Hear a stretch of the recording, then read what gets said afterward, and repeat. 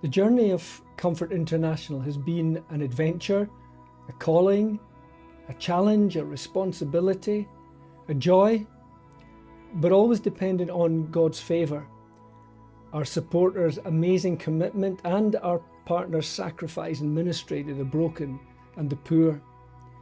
And as we look back over the years, we're reminded of those no longer involved, but special people who moved the work along that journey. And we're also reminded of so many deeply meaningful relationships and projects that still form the foundations of who we are and what we do.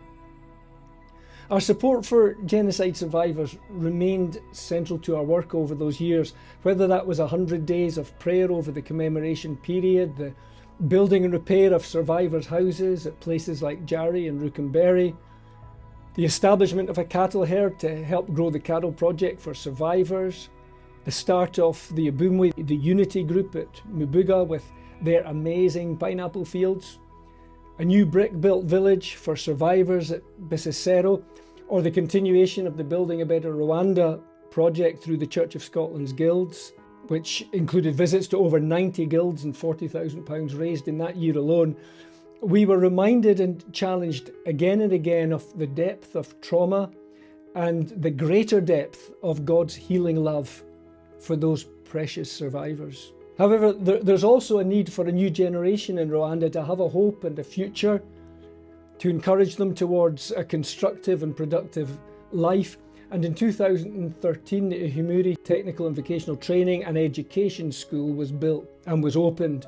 We were also constantly reminded that year of the huge challenges of life in Congo, particularly when the agricultural project for displaced people, especially pygmies, was pillaged by rebels. The need for support for rape survivors' surgery, the child soldiers' education, reinforced how crucial and valuable the work of Comfort Congo was becoming there. 2013 was also the year Comfort International Brazil was established, and they would become a key support for so many project members through their sponsorship and project support.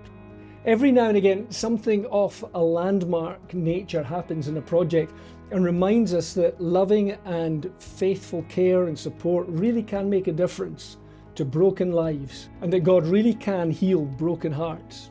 Umuganuru is a traditional Rwandan harvest festival held every year to celebrate the first fruits of the harvest. And for 20 years since the genocide, the people of Bisesero had never celebrated this. They were immersed in their pain of 1994, and so the idea of celebration and hope had always been too painful.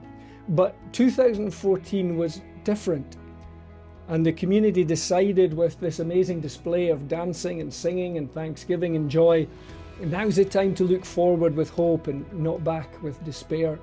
And that transformation from despair to hope is illustrative of so many transformations and has been repeated in different ways in so many lives and communities. And so much of that is the result of the value and the dignity that the Comfort International family of supporters and partners places on the lives of the poor by supporting their journey of recovery and development. 2014 was also the year we began funding in the DRC for the rescued child soldiers, the Children of Liberty. At the time, we knew so little of what they had endured and the risks that Comfort Congo took to rescue them.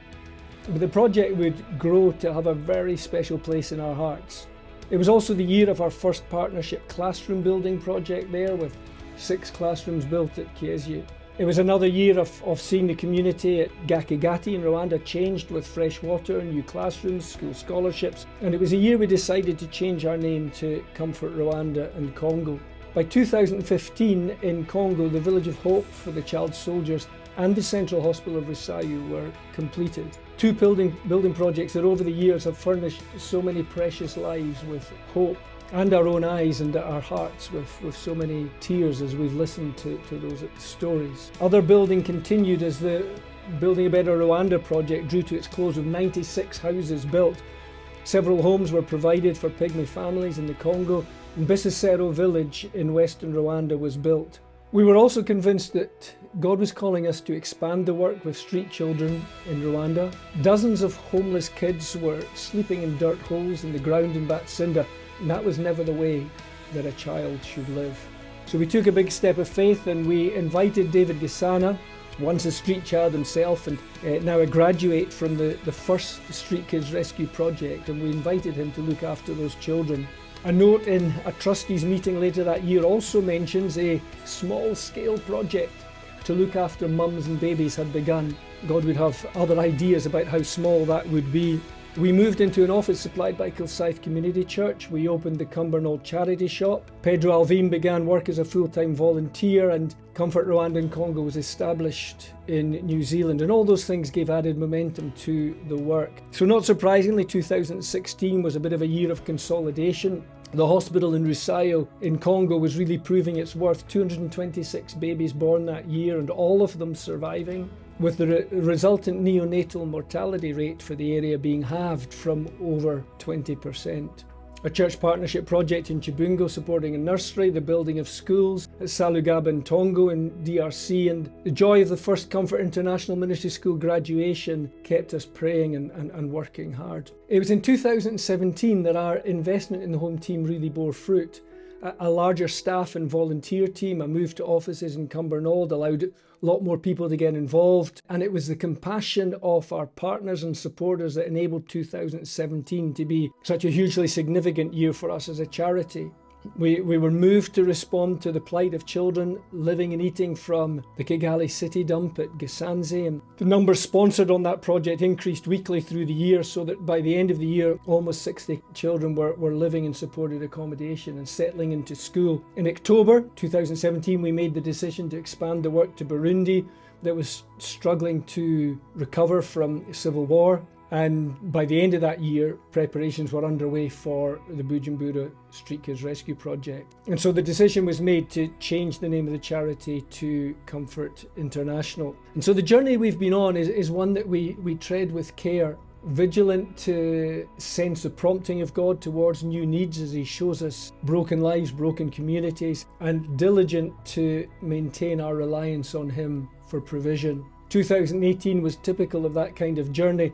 Phil Arburn met a wonderful Ugandan pastor with Julie Fred with an amazing heart for the church and nation of Uganda, and so Sims Uganda was birthed, and Phil took on the leadership of the ministry school. The Street Kids Rescue in Burundi began, income generating honey projects multiplied, an ambulance was purchased for Rusayo Hospital in Congo, a visit to Nyabisindu where homeless children were sleeping in mosquito infested swamps led to the start of another Street Kids Rescue project. There was also a tragic massacre over mining and ethnicity in Rubaya, and that led us to begin support for that community.